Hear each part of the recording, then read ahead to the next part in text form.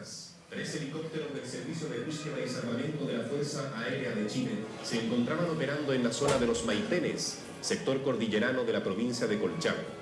Su objetivo, rescatar a los 8 sobrevivientes que aún permanecían en el lugar. Vistos desde el cielo, los restos del aparato uruguayo presentan una visión desoladora y terrible.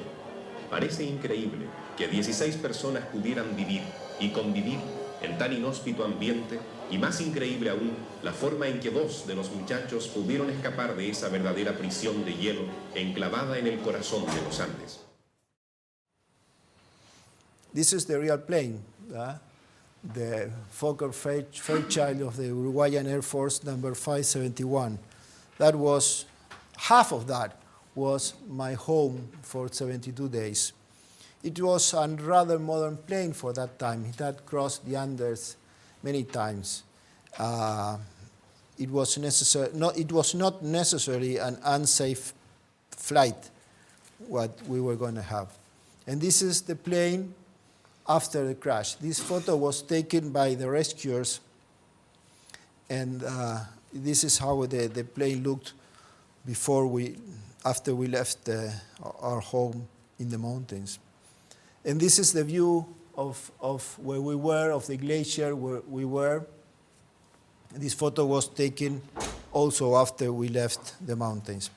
But this one was taken by ourselves. This was the real view that we had from the plane. You see that we didn't really know where we were, if we really walked in that direction. There was a horrible mountain at the end of the valley. That actually is the Sosneado mountain. Of course, we didn't know its name at that time. And this is how we spent most of the time. You see, sunbathing. We were sewing a big sleeping bag with insulating material that we took out from the tail of the plane.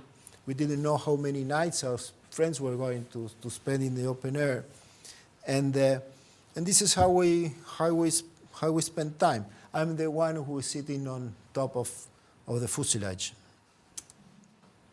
This is also some time over there. You see some fleshless human rest around. We were really like small, hungry animals living in the plane. This is another photo of ourselves over there. You see that we had some friendship going on. We have jokes. We spend some good time. We love each other. We also have a lot of laughing at some times. I don't remember the jokes, but I do remember the laughing. This is another picture of ourselves over there. And when at the end, the weather had improved very much. We also had some warm days over there. This is the last night that a group of us spent in the mountain. I was not there. I had already left the mountain. These 8 guys spent 73 nights in the mountains and not 72. And this is the very well-known picture that was taken by the helicopters when they arrived to rescue us. And this is the memorial that was built by the relatives of our friends who, in honor of those who didn't come back.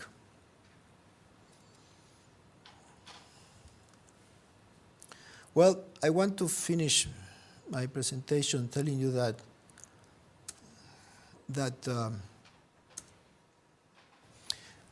in a way we were little more than teenagers when we boarded that plane on October 13th of 1972. And when we got out of the mountain on December the 22nd, we were basically very primitive and rude men, just 72 days later. Men that had lived an ordeal, men that didn't talk much, men that thought simple things, men that had learned that in order to survive, we just had to live one more day. We all knew that we had to make it as a team, otherwise we would not have made it. The fact is that nobody tried to escape in search of individual survival. And we all worked for the team because we knew it was the best thing that we can do in order to survive as a group and as individuals.